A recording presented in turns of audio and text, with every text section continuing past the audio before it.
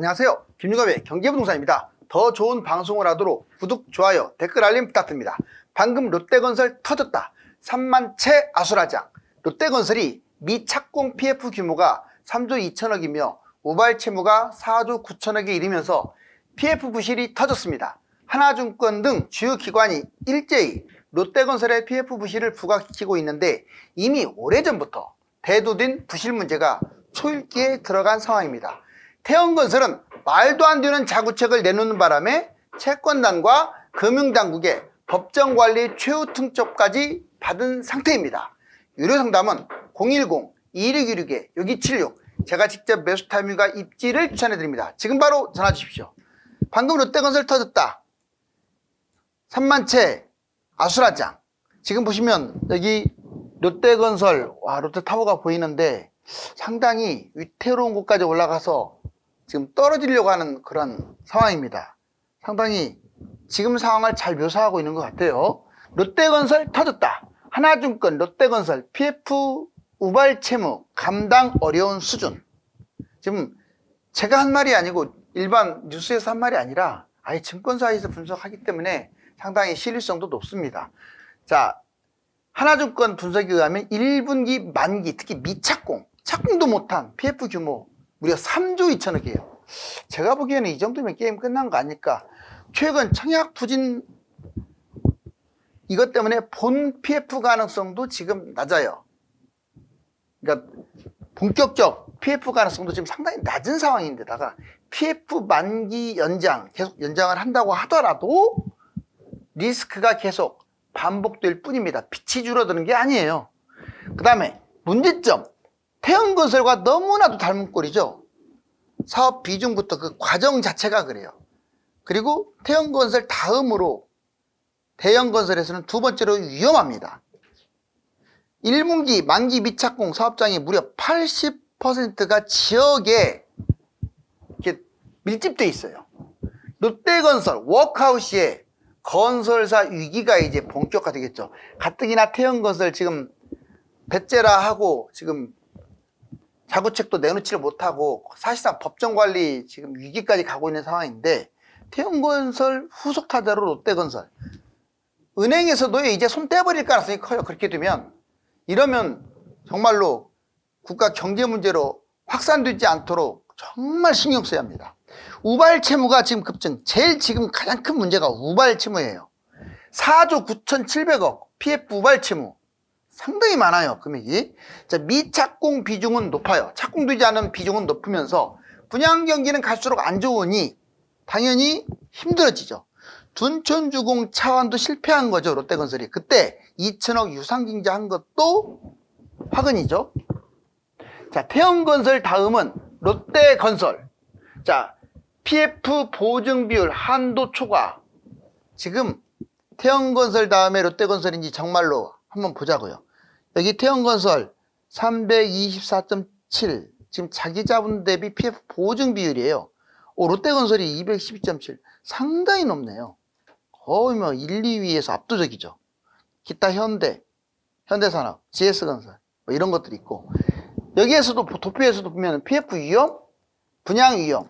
자, 제일 꼭지에 태형건설이 있습니다. 바로 밑에 롯데건설이 있네요. 코오롱, 동부, 현대 이런 것들이 지금 줄 잡아서 이렇게 상위권에 포진되어 있어요. 자, PF부도 연쇄 위기.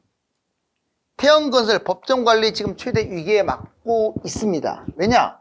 자구안이 지금 쉽게 나올 것 같지 않아요. 내 돈은 손에 안 보려고 하고 남의 돈만 자꾸 국가 돈만 쓰려고 하니 이걸 누가 좋아하겠어요? 남의 뼈 깎는 자구책, 당국, 금감원에서 아예 작심적으로 뭐라고 그러냐. 법정관리 대비해라 이렇게 말하고 있는 거예요. 이런 데는 법정관리 시켜버려야 돼요. 남의 돈으로 장사했으면 아니 뻔뻔하지. 남의 돈으로 장사했으면 그 돈을 갚기 위해서 오너 일가가 돈을 다 내놓는다든가 아니면 알짜 계열사를 지분을 넘긴다든가 뭐 이렇게 해야 하는데 아무 것이 없어요. 태형건설 워크아웃 신청. 자, 태형건설 부족한 자구책 너무나 택도 없이 부족하죠. 채권단 SBS 지분 매각 오너 사대 출연도 없었고 금감원이 뭐라고 했냐. 만족할 만한 내용이 없으면 이제 법정관리. 실제로 이렇게 말했잖아요. 법정관리 대비하고 있어라. 현대건설 영업활동 적자, 자 1조 4,618억. 사실상 현대건설은 계열사들이 워낙 짱짱한데 그것도 문제점이 있어요. 부채 총액 12조 5천. 규모가 큰 대신에 정말 천문학적이죠. 13.8% 급증하면서 2위. 자본 대비 PF 121% 8.2조. 우발 채무가 무려 24조예요. 롯데하고는 게임이 안 되죠. 규모 자체가 크니까. GS건설 신용등급 강등. 자, A 플러스가 A로, CP 등급은 A2 플러스가 A2로, 채무 순차입 2.6조, 연체율 250.3%나 급증. 정말로 GS건설도 심각하네요. 어떻게 대형 건설사가 이렇게 남의 돈 가지고 장사할 생각을 할까요? 채무 부담은 지속되고 또 검단이 분규됐던 게, 지하주차장 분규됐던 게 컸어요. 5,500 재시공. 자, 그렇다면 부동산 대폭락 지금 위기. 전반적으로 이게 건설 분위기도 안 좋은데 부동산이 지금 올 겨울에 어떻게 될 거냐. 겨울 잘 넘기면 이제 다른 나라 여건이 좋아질 경우 같이 상승할 가능성이 있지만 PF 문제가 점점 나빠지거나 그렇게 되면 심각해지겠죠. 먼저 6가지 문제가 있는데 하락폭이 너무 빨라요. 지금 2022년에 폭락 아시죠? 1년 만에 뭐 40% 떨어졌었잖아요. 2022년에. 그 수준으로 지금 몇 달 만에, 지금 한 달 만에 빠지고 있는 것 같아요. 그리고 주요 지표가 지금 몰락하고 있습니다. 거래량으로 보나 심리, 분양, 경매, 뭐 호가, 실거래가 등등등. 정부의 또 부양책이 한계가 있어요. 작년 같은 경우 또는 재작년 같은 경우는 그나마 정부에서 불을 끄기 위해서 정책 대출, 특례 보금자리 이런 것들을 했잖아요. 근데 이번에는 그게 사실상 어려워요. 왜? 가계대출이 너무 많은데다가 연체율까지도 쌓이고 있고 거기에 PF까지. 그래서 정부로서도 지금 도와줄 문제가 한계가 있어요. 부동산 폭락을 막으려면 대출을 해줘야 하는데 대출을 해주는 정도가 만만치가 않다 이거죠. 투자층 결국은 못 버틴다. 다주택자, 영끌, 고점에 갭 투자한 사람들, 바로 이런 분들이 지금 버티지 못할 지경이에요. 정책 대출의 한계, 아까도 말씀드렸지만 자, 지금 집값이 회복을 하려면 대출이 가장 중요한데 내 집 마련 지원하기에는 너무나 은행권이라든가 가계 부실이 심각해요. 그나마 다행인 것은 이제 금리가 인하되는 거기 때문에 좀 지켜보는 거죠. 자, PF 건설사라든가 은행이 부실이 생기게 되면 부도가 날 수가 있죠. 그래서 PF 질서 있는 정리를 하겠다라고 당국도 말하고 있고 바로 부동산 위기 총 6가지나 돼요. 자, 부실건설사 자금 지원 중단. 우리는 흔히 이런 말을 합니다. 자, 부실건설사 아이 그룹에서 돈 주겠지. 아이 정부가 배째라 하면은 결국 경제위기 터지기 싫으면 지원해 주겠지. 또 은행권에서 그동안에 빌려간 돈 지들이 또 받으려면 추가로 대출해 주겠지. 이렇게 안이하게 생각하거든요. 근데 달라요. 우리가 생각했던 그런 생각과 좀 다릅니다. 한번 보여드릴까요? 먼저 정부 보세요.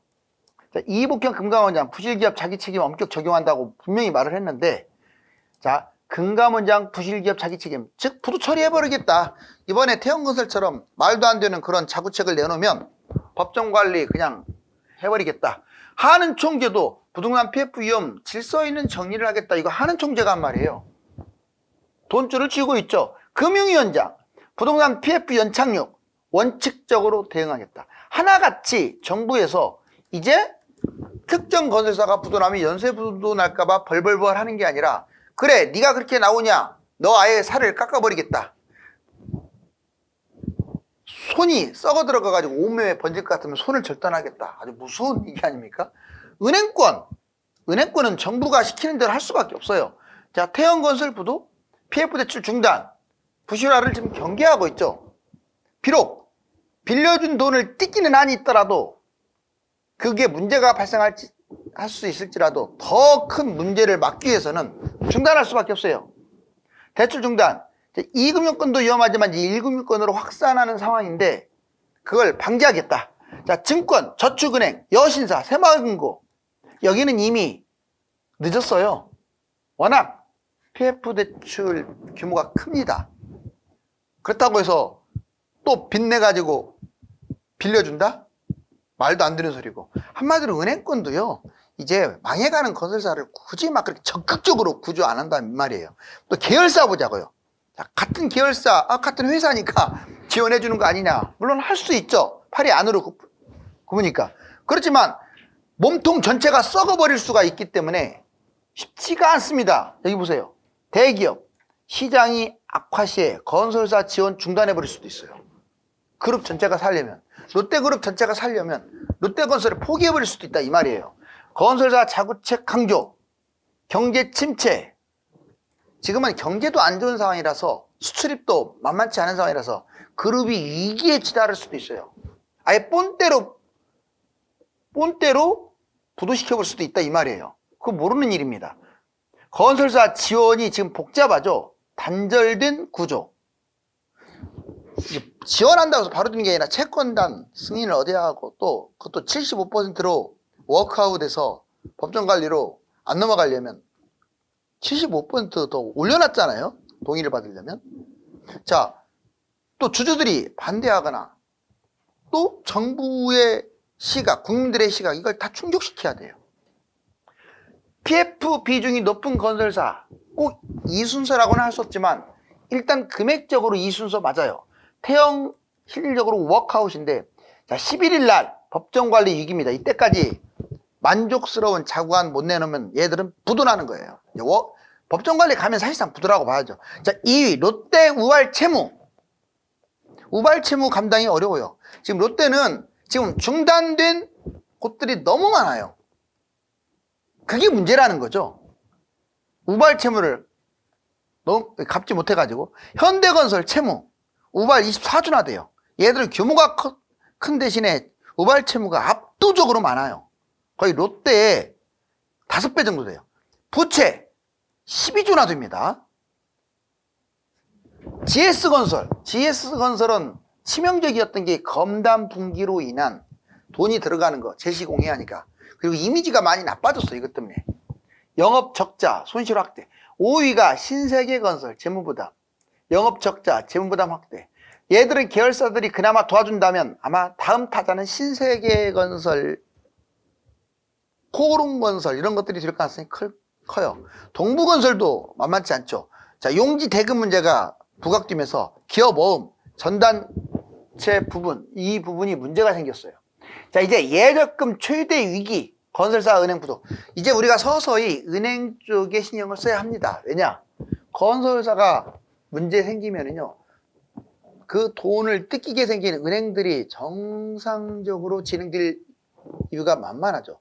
2금융권부터 1금융권까지 이제 내가 예적금 해놓은 거에 대해서 촉각을 곤두세워야 할 때입니다. 자, 먼저 예적금 부실, 위험 요인, 불확실성, 전쟁, 고금리. 여기 하나 덧붙이면 우리나라 국내적인 요인으로 PF죠. 자, 위험 징조, 민간이 부도나거나 돈가뭄, 그다음에 예금 서로 경쟁하면서 서로 망가진 거예요. 지금은 이제 예금 경쟁할 수도 없죠. 이제 금리가 인하된다니까. 1금융 자본 비율, BIS. 자, 자기 자본 비율이 15에서 18%로 여러분들이 생각했던 것보다 수준이 낮아요. 짱짱한 건 아니에요. 그 다음에 위험 요인 3가지. 은행 부실, 민간 연체, PF 대출 연체, 이게 악화. 뱅크런이 언제 터질지 몰라요. 이게 소문나면요, 멀쩡한 은행도 부도가 난다니까요. 자, 예적금 문제가 발생하고 또 단기간 부도, PF 문제가 바로 같이 연결될 수가 있어요. 부도 확산, 개인 기업, 이금융권 연쇄 부도. 그럼 예적금제 해결 방안, 그렇다면 여러분들은 어떻게 해야 내 돈을 지키느냐? 안전한 은행, 우체국이라든가 1금융권의 예치, 2금융권 소액 예치. 2금융권은 5천만 원을 웬만하면 넘기지 마세요. 이제 만기가 뭐 1년 이내라면 아무튼 기다리세요. 만기 차면 웬만하면 분산하세요. 2금융권은 만기 시 안전한 은행으로 분산 투자. PF 연체율, 가계 기업 대출. 여기 보시면 실질적으로 금융 전체는 2.42. 근데 은행이 0.23으로 은행은 그나마 1금융권 괜찮은데 증권사 보세요. 13.85. 미쳤죠? 저축은행 5.56. 캐피탈 4.44, 상호금융 4.18, 신협은 난리라고 했죠. 보험 1.11.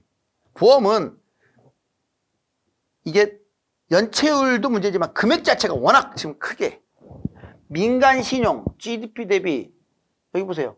자, 가계 대출은 101.4 그리고 기업 대출은 125. 기업 대출은 계속 올라가고 있고 가계 대출은 그나마 조금 완화되고 있는 수준. 자, 이제 다음 타자 PF 대출만이 지금 문제냐? 그게 아니에요. 지금 미국에서 심각한 상업용 부동산 부실화입니다.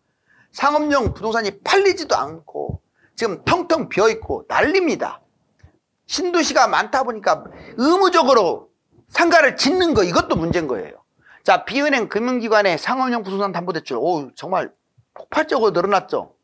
자, 4.4%로 이렇게 연체율이 급등했어요. 여러분들 그나마 다행인 건 경제성장률 예측이긴 하지만 23년 대비 24년 1.4에서 2.1로 경제성장률 좋아질 것 같고, 자, 취업자는 조금 줄어들 것 같고, 고용률, 그 다음에 소비자 물가 내려갈 것 같고, 경상수지는 좋아질 가능성이 커요.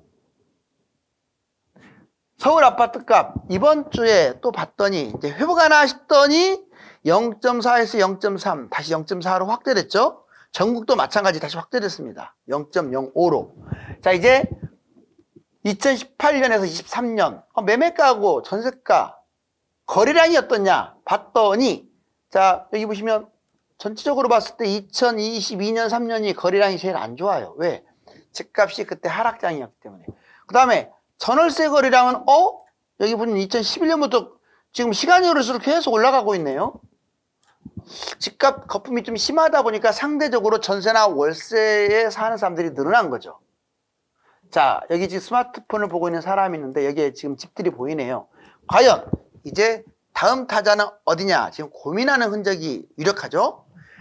뿌리 깊은 건설사들의 남의 돈으로 건물 짓기 형태가 경제와 금융위기로 비화될 조짐까지 보이고 있습니다. 강력한 자구책이 요구됩니다. 감사합니다.